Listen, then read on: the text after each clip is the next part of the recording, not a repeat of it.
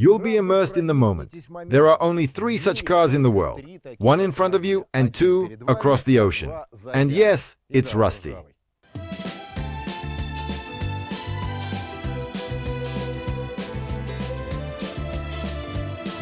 The car's name is long. The 1926 Packard 8 Series 236 Sport Phaeton. Well, simply put, the Packard 8 Series. It is distinguished by its small details which make it unique. But more on that later. First, a bit about the company Packard. Founded in 1890, they initially manufactured light bulbs, hence the name Packard Electric Company. The first car built by the Packard brothers was the Packard A Series, and it was in 1899. Now, fast-forwarding through the glorious history, it's worth mentioning that Packard was among the most expensive cars in America. They were part of the American 3 Ps, although not the one we have today. The 3 Ps, Packard, Pierce Arrow, and Peerless. Well, Packard cars were beloved by presidents, bankers, and even emperors. Among them, Nicholas II and Comrade Stalin, who incidentally inherited the Tsar's garage. Let's delve further into history. There was the Great Depression, World War I, and a revolution. Packard began losing customers. The only way out was to create a new, fast, luxurious, yet competitive automobile. Mid-20s, a constant search for new forms and solutions. In 1926th year, this car was released, embodying a combination of the best technical innovations from the early 20s.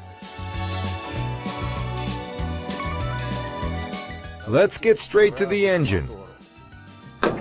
It's an inline 8-cylinder, delivering 84 horsepower. That sounds ridiculous today. But back then, it was a big deal, with its cast iron block, aluminum crankcase, and laterally mounted valves. By the way, the H was the first mass-produced American car to feature an 8-cylinder engine. The significance of the H or 8 in its name should now be clear to you. Now, that's a carburetor. Well, it's like a work of primitive art. And this here is the air damper. It's mechanically operated, and at the bottom there is a gutter to catch and drain off any excess gasoline or oil. And it all runs off onto the road. Not so eco-friendly.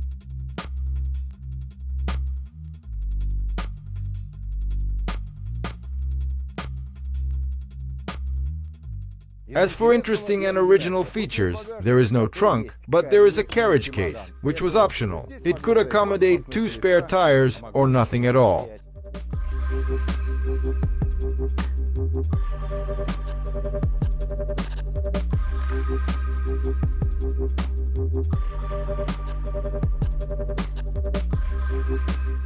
Also, there are adjustable shock absorbers. You know how a measurement tape works? The restorers of the Kamishmash took them apart, cleaned them, and put them back together. And now they work.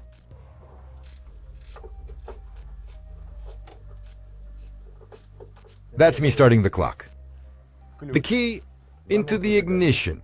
Turn the key and push down the switch to start ignition and press the pedal with your foot.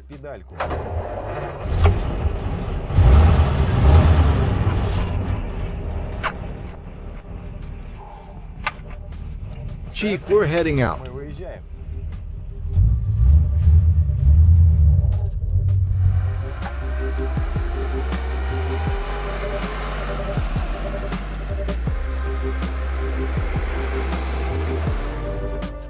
The springs. There was nothing else then. Despite attempts at alternatives, the springs prevailed, resulting in the car moving at a sedate pace. Its tin wood body creaks like a ship, although the Packards have always been flagships.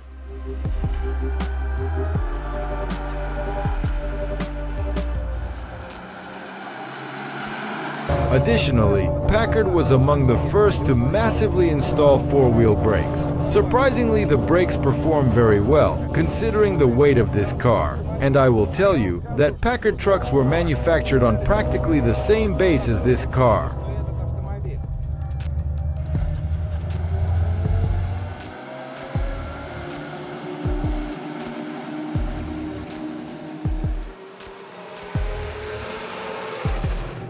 I don't know what the acceleration to 100 would feel like on this car, but it certainly can manage that. Its top speed is around 130 per hour, while 20 to 100 is actually effortless. 8 cylinders, that's power even by today's standards. Although, as I mentioned, the engine is more akin to the truck, and the sound it makes is distinctive.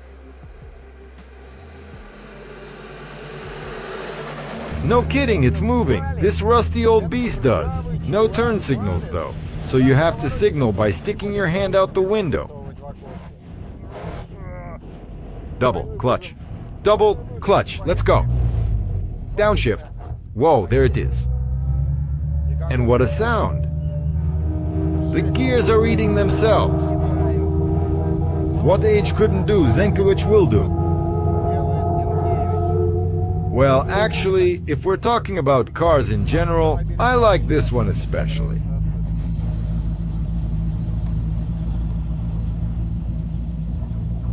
True, nobody can see me, but it's still cool.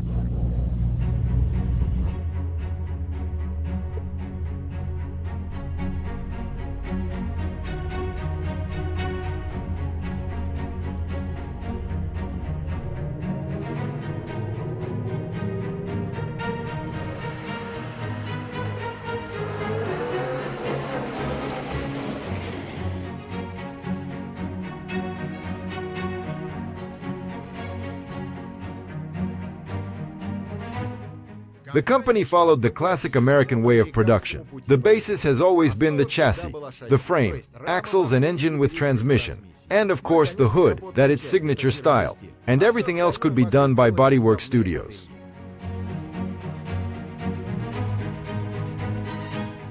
In this case, it's Pullman. Yes, indeed, the very same Pullman that makes luxury Mercedes. It's thanks to the Pullman car company that this car is unique.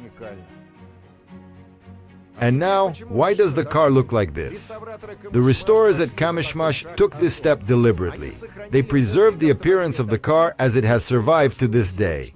In America, such examples are called barn finds. It's as if they've spent long years standing in an abandoned garage or barn, but also preserved in pristine condition, albeit a bit worn out.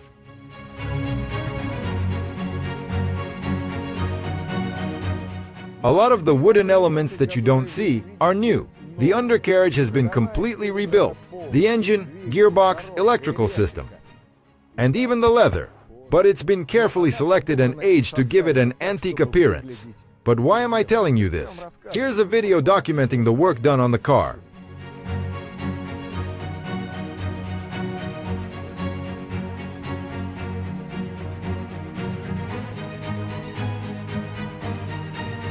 If you are observant, you will notice that in some places, even the car's paint remains original. What could be saved has been saved, and some parts have been found in the depths of flea markets or made from scratch. Titanic effort.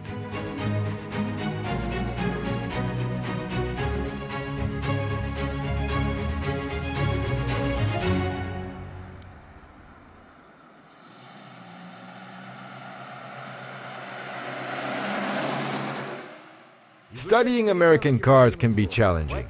Firstly, there were and still are many manufacturers. Additionally, each had its own model naming system, often mentioning the type of body and the engine's cylinder count in the car, along with the car's length. So, don't try to fully understand it. And don't bother trying to figure out the typical gauge's locations. Let's say, for example, the speedometer. It's a drum type. It's also calibrated in miles. How does it work? I don't get it. Well, I hope I'm not speeding.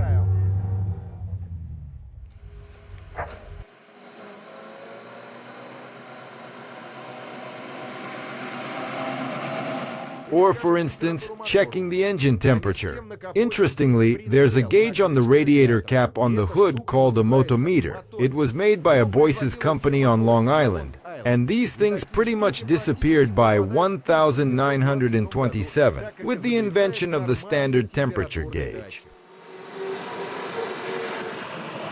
But there's a certain charm to this gauge. I wouldn't call it convenient, but it adds to the atmosphere.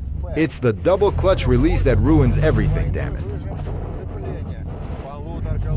Gaz AA's best years. The steering wheel turns a lot easier than I expected it to, and the steering wheel itself is wooden, which adds to the pleasure. There are also 2 ignition advance levers and a manual throttle.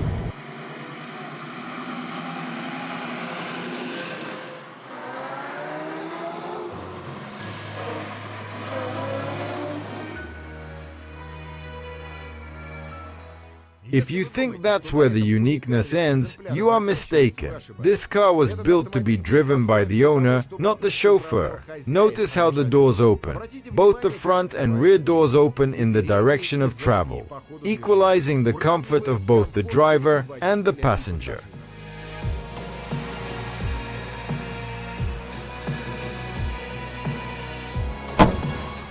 You can't see it, but the body itself is 12 centimeters narrower and 5 centimeters lower. It gives the car a lighter, sportier, and more lowered appearance. But I would like to mention the windows.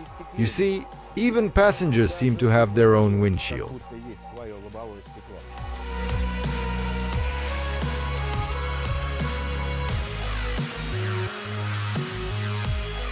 But it's not that simple. You have to use a wrench to loosen the fasteners. And then you can transform it into side windows for all the passengers. Or you can only keep the back ones cozy. That's not a bad idea, but it's not very functional.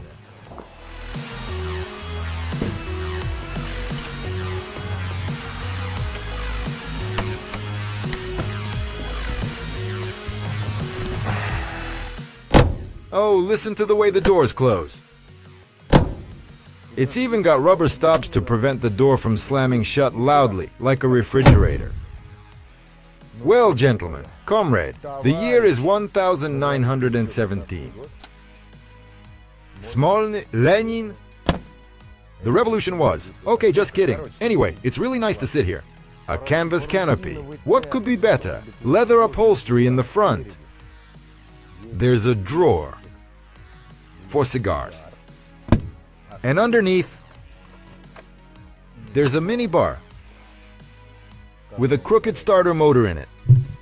Even the lights work. I don't really see what there is to illuminate, but it adds to the cozy ambiance. To sit down with Fräulein, pull out a map of the Reichstag. It's nothing. There's nothing really here, and yet it's done great. Quality is really great.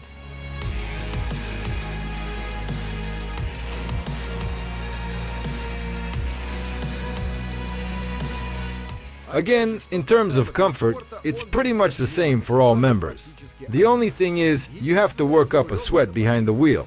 Back then, they called it enjoying driving.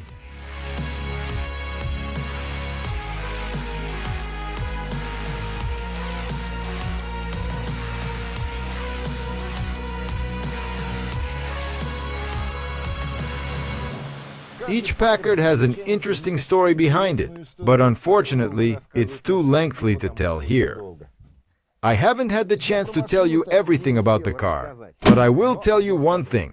This car has lived in one family for 60 years. You can find the rest of story online, and the hunt continues.